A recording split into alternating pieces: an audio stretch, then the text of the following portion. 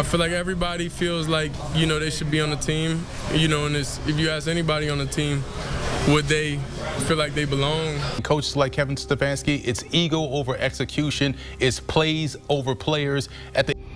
I'm outraged, I'm sickened, and I'm saddened by the way Shedeurs continues to be treated. The NFL world is furious, and Kevin Stefanski is right at the center of the storm.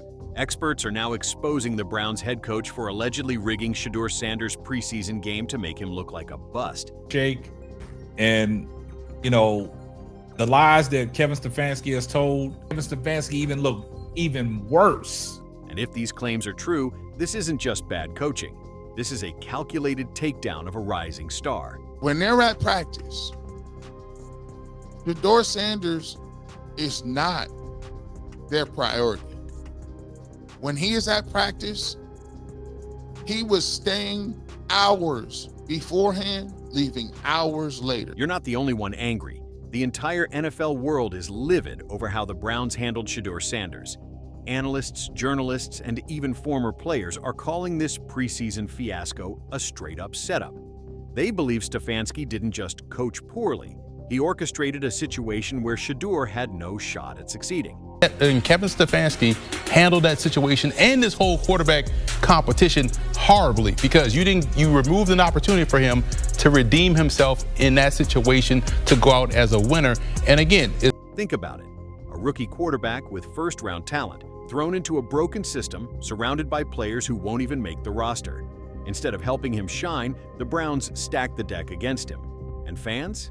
They've had enough, because this feels less like football and more like sabotage in plain sight. After that 2-minute drive, if he would have led that team down to a score, that would have wrote all the wrongs that he had. Let's not sugarcoat it. This wasn't bad coaching. This was a setup. Kevin Stefanski didn't just throw Shedeurs Sanders into the fire. He built the fire, handed him a bucket of gasoline, and walked away. That's how it struck me that they threw him in because they didn't want him to make any more splash and put any more heat on Stefanski. But it's a desperate, dangerous situation in which he's got no shot, man.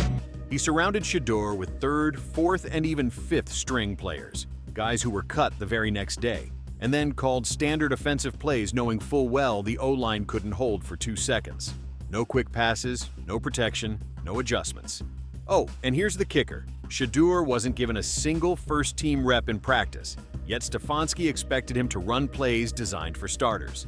Analysts are calling this exactly what it looks like, a calculated move to cool Shedeurs' hype and slow down his rise before the fans demanded a quarterback change. Players on the opposing teams see it. They know what's going on. They know what's going down, but it's all about Kevin Stefanski's ego. We saw this with... And just when you think it couldn't get worse, this is where the outrage explodes. With the game on the line, Stefanski had the perfect chance to let Shedeurs prove himself in a high-pressure 2-minute drill. The kind of moment every rookie quarterback dreams about to showcase leadership and composure. Stefanski even looked even worse. So what did he do? He took him out and let Huntley run it, knowing that Huntley was not going to be on the roster the next day. So what other tape did he have to see from Huntley? Because you knew you was going to release Huntley. You should have gave Shedeurs Sanders that opportunity.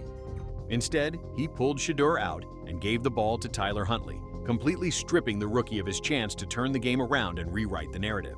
There was no clear explanation, no opportunity for redemption, and no consideration of what this moment could have meant for Shedeurs' confidence and growth. When it comes to the 3s and 4s that you're playing with that aren't going to be on the squad and not going to make the team, give your quarterback a chance.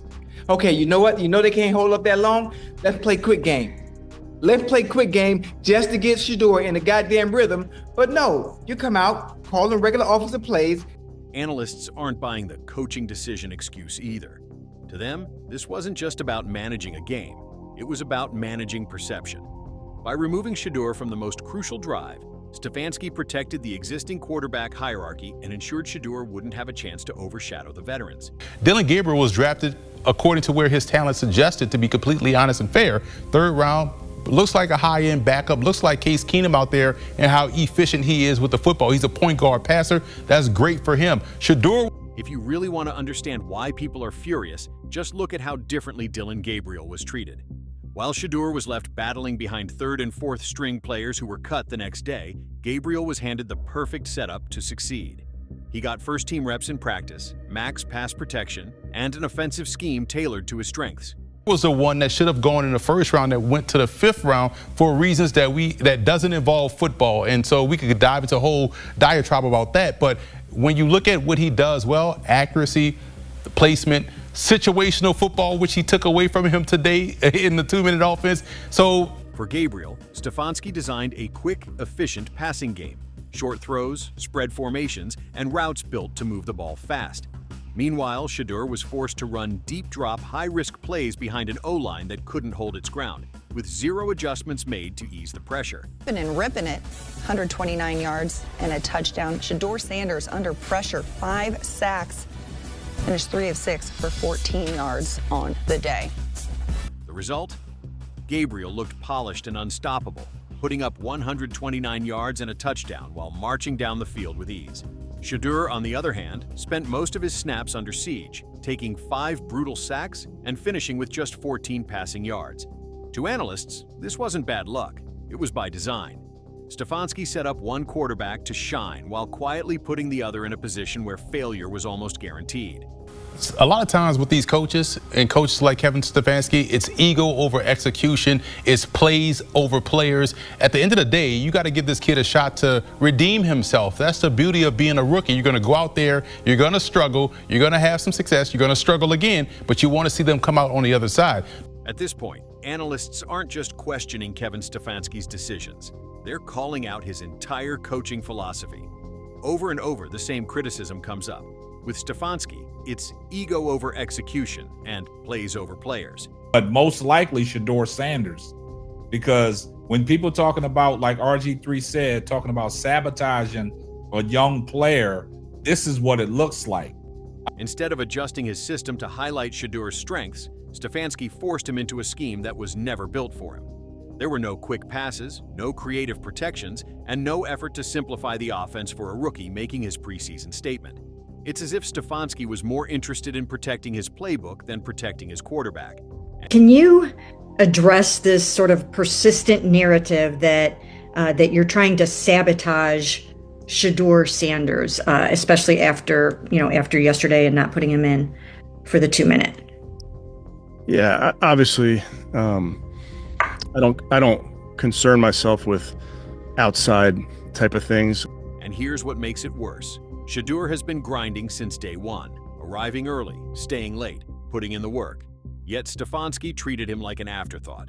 No priority, no development plan, just a young quarterback thrown into chaos and then blamed when things went south. I'm just telling you, this young man can play quarterback at the highest level in this league. He is capable of being a franchise quarterback and taking a team to the promised land. The backlash isn't just coming from frustrated fans. Some of the biggest names in sports media are calling this outright sabotage. Analysts and former players agree on one thing. Kevin Stefanski set Shedeurs Sanders up to fail. Stephen A. Smith warned from the start that the Browns would undercut Shedeurs to prove he isn't ready to start. Garrett Bush backed this up, saying Stefanski ignored Shedeurs' dedication and threw him into chaos with no protection or support. He went into a gunfight with 2 knives. He gonna lose that every time. TJ Houshmandzadeh said Stefanski sent Shedeurs into a gunfight with 2 knives, making success impossible. Skip Bayless called the entire setup rigged against Shedeurs, accusing the Browns of damaging his confidence instead of developing him. When this many respected voices agree, it's hard to call it a coincidence. To them, this isn't just poor coaching. It's a calculated effort to control Shedeurs' narrative and slow his rise before the fan base demands change. Word of mouth all around this league was, let's teach him, and especially his daddy, a lesson. Let's just put them in their place. Behind the scenes, many believe this goes deeper than just preseason strategy. There's growing speculation that the NFL wants to slow down Shedeurs Sanders' rise, and by extension, check Deion Sanders' influence. From my assessment, y'all, they don't want a controversy. It was like, wow, you put him in with guys that's gonna be on the street tomorrow. They all getting cut, Shannon. Everybody Shedeurs play with. We know that. Tomorrow or Monday.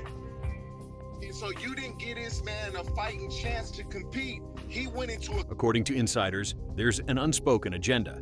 Keep the Sanders brand in its place. Stefanski's handling of Shedeur only adds fuel to that theory, pulling him from key moments, surrounding him with cut-level players, and setting him up in schemes where failure was inevitable. To critics, this wasn't just about a rookie quarterback struggling in preseason. It was about sending a message. Know your place, don't shake the system, and don't challenge the existing hierarchy. You know, I was on the bike, I was powering up. You know, I was powering up for that 2-minute drive because, you know, that's just a situation every quarterback dreams for. That's many situations I've been in before, and I thought I was in. So then he told me I was. Despite everything stacked against him, Shedeurs Sanders handled the situation like a pro. He didn't call out Stefanski, the play calling, or the lack of support. Instead, he took full responsibility for the sacks and the poor numbers, admitting he needed to improve his reads, progressions, and timing. But I blame Stefanski for how he's handled this whole situation because it doesn't look very coach of the year leadership-like to me. That maturity hasn't gone unnoticed. While the Browns face mounting criticism, Shedeurs' calm and professional response has earned him respect across the league and strengthened his image as a future franchise quarterback. I think Shedeur definitely makes the team. It's interesting to see how. But make no mistake, the backlash is getting louder with every passing day, and this story is nowhere near over. Was Shedeur sabotaged, or is this just rookie growing pains? Share your thoughts in the comments, hit like, and subscribe so you don't miss the next update.